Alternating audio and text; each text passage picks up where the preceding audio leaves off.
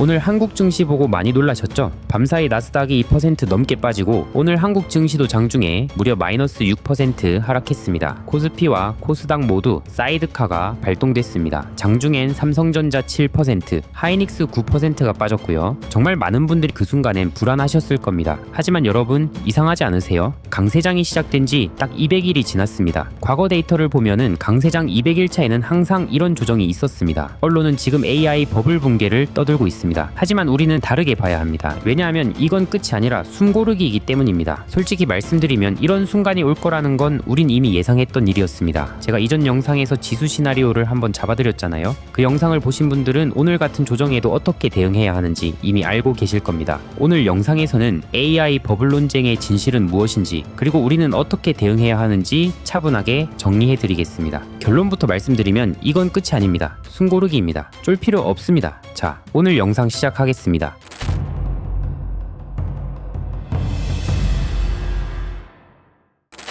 먼저 팩트부터 정리하겠습니다. 시작은 팔란티어였습니다. AI 기반 소프트웨어 기업이죠. 실적은 잘 나왔습니다. 시장 예상치를 넘었습니다. 그런데 주가가 8% 가까이 빠졌습니다. 엔비디아 4%, AMD 3.7%, 테슬라가 5% 넘게 빠졌습니다. 알파벳, 아마존, 메타, AI와 엮인 기술주들이 동반 하락했습니다. 오늘 한국 시장은 이 영향을 그대로 받았습니다. 원달러 환율은 7개월 만에 최고치를 기록했습니다. 변동성이 커진 상황입니다. 시장은 지금 AI 버블을 말하고 있습니다. 2000년 닷컴 버블이 다시 오는 거 아니냐는 공포입니다. 그냥 하는 말은 아닙니다. 나름의 근거가 있습니다. 첫째, 투자 규모가 엄청납니다. 마이크로소프트, 구글, 아마존, 메타 이 빅테크 사사가 2025년 2분기에만 AI 인프라 구축에 140조 원이 넘는 돈을 쏟아부었습니다. 이 투자가 미국 GDP 성장에 기여할 정도입니다. 반대로 말하면 이들의 투자가 멈추면 미국 경제가 흔들릴 수 있다는 겁니다. 둘째, 회계상 시한폭탄이 있다는 주장입니다. 이게 좀 복잡한데 쉽게 설명드릴게요. 현재 AI의 핵심은 GPU입니다. 엔비디아가 만드는 그래픽 처리 장치죠.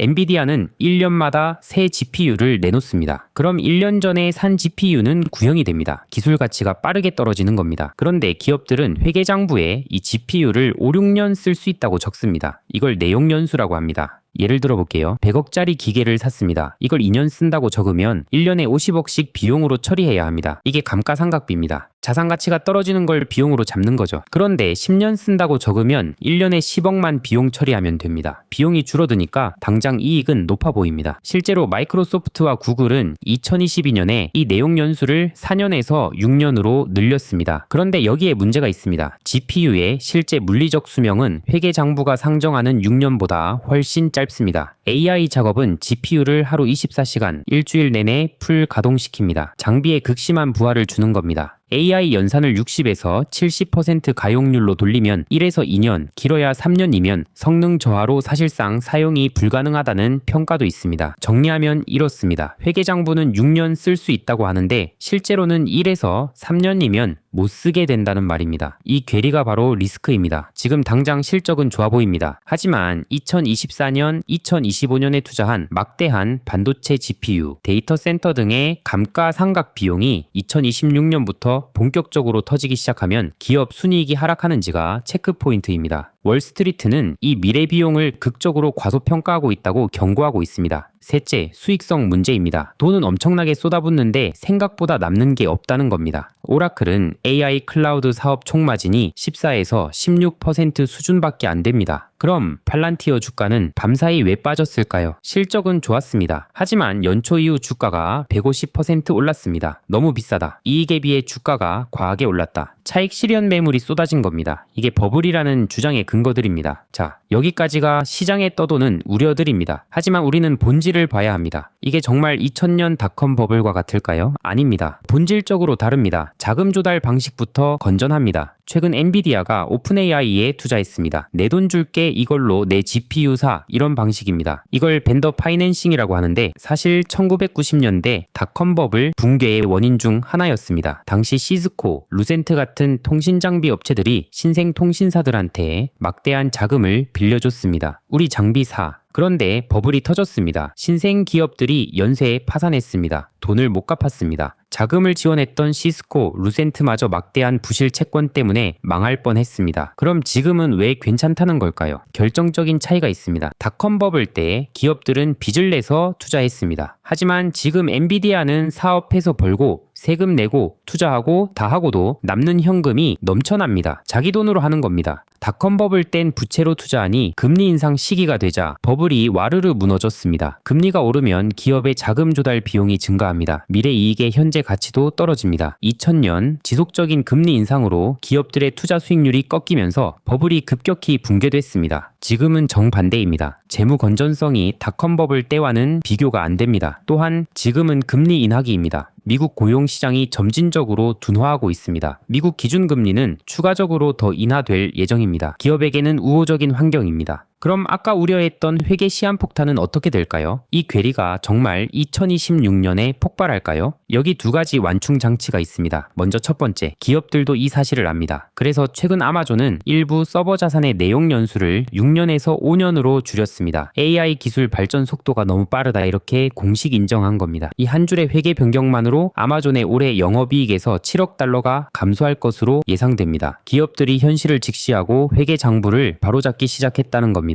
미리 비용을 인식하는 겁니다. 2026년에 갑자기 폭탄이 터지는 게 아니라 지금부터 조금씩 비용을 반영하면서 충격을 분산시키는 겁니다. 그리고 이익은 회계상 부풀릴 수 있어도 현금 흐름은 거짓말을 못합니다. 과거 대우조선 해양 사건이 회계 조작으로 유명했는데요. 돈은 못 버는데 영업이익이 나오도록 회계 조작했던 사례죠. 피할 수 있는 방법이 있었습니다. 잘 보시면 영업이익은 수년째 흑자였지만 현금 흐름으로 버는 돈은 하나도 없었습니다. 현금 흐름만 잘 봐도 회계 리스크는 피할 수 있습니다. 하이퍼스케일러들의 재무 상태를 봐볼까요? 마이크로소프트, 구글, 아마존, 메타. 이들의 2026년 합산순이익은 2025년 대비 11% 성장할 것으로 예상됩니다. 쉽게 말해 이익이 11% 늘면 투자할 수 있는 돈도 그만큼 늘어난다는 겁니다. 이게 무슨 뜻이냐? 정상적인 기업이라면 순이익이 증가하면 영업현금 흐름도 비슷한 수준으로 증가합니다. 영업현금 흐름이란 사업활동으로 실제 벌어들이는 현금입니다. 이게 기업의 투자 재원입니다. 장부상 손익계산서는 회계로 속일 수 있을지언정 현금 흐름표는 거짓말을 할 수 없습니다. 현재는 영업 현금 흐름이 메타, 구글, 아마존, 마이크로소프트 모두 꾸준히 증가하고 있습니다. 외부 자금 조달 없이도 자체 이익으로 투자를 충분히 감당할 수 있습니다. 만약 이들이 AI 투자 때문에 현금이 부족했다면 어떻게 했을까요? 부채를 늘리거나 주식을 발행해서 자금을 조달했을 겁니다. 그런데 실제로는 정반대입니다. 2025년 3분기까지 이들의 합산 부채 비율은 오히려 감소했습니다. 부채를 갚고 대규모 자사주를 매입하며 주주에게 돈을 환원하고 있습니다. 이들에게는 추가 투자 여력이 넘칩니다. 그러니 닷컴 버블과 다르다고 보는 겁니다. 두 번째 완충 장치는 중고 시장입니다. 구형 GPU가 완전히 쓸모 없어지는 게 아닙니다. 최신 AI 모델 학습에는 못 쓰지만 이미 만들어진 모델을 실행하는 추론 작업이나 학술 연구, 중소규모 AI 서비스에는 충분히 활용 가능합니다. 그래서 중고 GPU 시장이 빠르게 성장하고 있습니다. 100억짜리 GPU를 샀는데 3년 후 중고로 30억에 팔 수 있다면 실제로 감가상각해야 할 금액은 70억입니다. 중고 시장이 활성화되면 기업들의 실제 감가상각 부담이 생각보다 훨씬 줄어들 수 있다는 겁니다. AI 버블 이야기가 나오지만 이렇게 팩트로 중심을 잡고 가면 됩니다. 그럼 지금 한국 증시의 조정은 뭘까요? AI 버블 공포. 이거 하나 때문만은 아닙니다. 그냥 많이 올랐기 때문입니다. 그래서 쉬어가는 겁니다. 과거 한국 증시의 주요 강세장 패턴을 보세요. 1998에서 1999년, 2009에서 2011년, 2020에서 2021년 다 똑같습니다. 강세장이 시작되고 약 200일 전후, 즉 6개월에서 7개월 정도 지나면 항상 큰 조정이 왔습니다. 마이너스 9%에서 마이너스 22%에 달하는 하락이 있었습니다. 그 후에 다시 상승했습니다. 2025년 4월부터 이번 강세장이 시작됐습니다. 지금 11월 초입니다. 딱 200일 정도 지났습니다. 역사적 패턴과 정확하게 일치합니다. 이건 대세 하락장의 시작이 아닙니다. 강세장 중간에 나타나는 건강한 조정입니다. 더 멀리 가기 위한 숨고르기입니다. 기술적으로도 그렇습니다. 과거 강세장에서 주가가 50일 평균보다 15% 10% 이상 높아지면 항상 조정이 시작됐습니다. 그리고 주가는 50일 평균 근처에서 지지를 받고 다시 반등하는 패턴이 반복됐습니다. 지금 이격도가 과하게 높아졌다가 잠시 숨 고르는 과정이라고 보시면 됩니다. 결론은 간단합니다. 오늘 시장 조정 분명 변동성이 컸습니다. 하지만 이건 AI 버블 붕괴의 신호탄이 아닙니다. AI 산업은 2000년 닷컴 버블과 본질적으로 다릅니다. 부채를 만들며 꿈만 파는 게 아니라 진짜 이익을 내고 있습니다. 지금의 조정은 강세장 200일차에 항상 나타났던 역사적 패턴이 겹친 겁니다. 이건 건강한 숨고르기입니다. 그럼 우리는 어떻게 해야 할까요? 공포에 질려서 투매할 필요는 없습니다. 지난 영상 다시 시청하셔서 지수 시나리오 잡아드린 부분 지금이라도 다시 한번 꼭 복습하세요.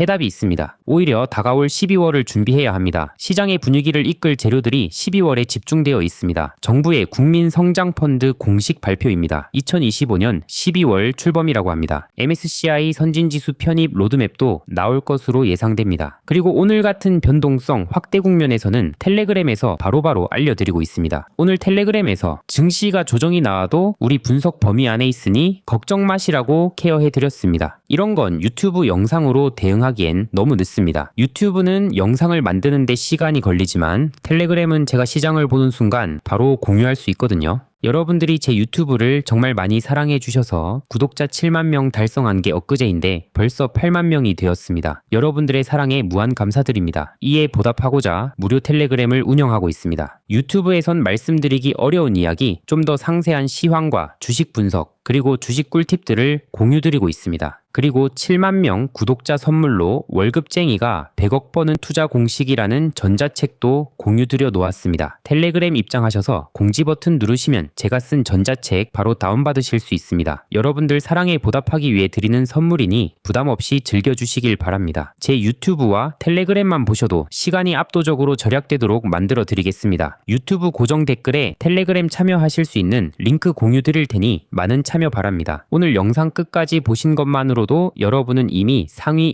1%입니다. 언론 헤드라인만 보고 매매하는 사람들과는 완전히 다른 길을 가고 계신 겁니다. 우리는 뉴스를 쫓지 않습니다. 시대 흐름을 보고 움직입니다. 댓글에 하트 하나만 남겨주세요. 단순한 좋아요가 아니라 나는 겉핥기가 아닌 제대로 된 투자를 한다는 우리끼리의 조용한 신호 같은 거죠. 저는 댓글 하나하나를 진짜 다 봅니다. 몇 개가 달렸는지가 중요한 게 아니라 얼마나 많은 분들이 이 본질을 꿰뚫어 보셨는지 그게 궁금하고 그게 힘이 됩니다. 감사합니다. 다음 영상에서 뵙겠습니다.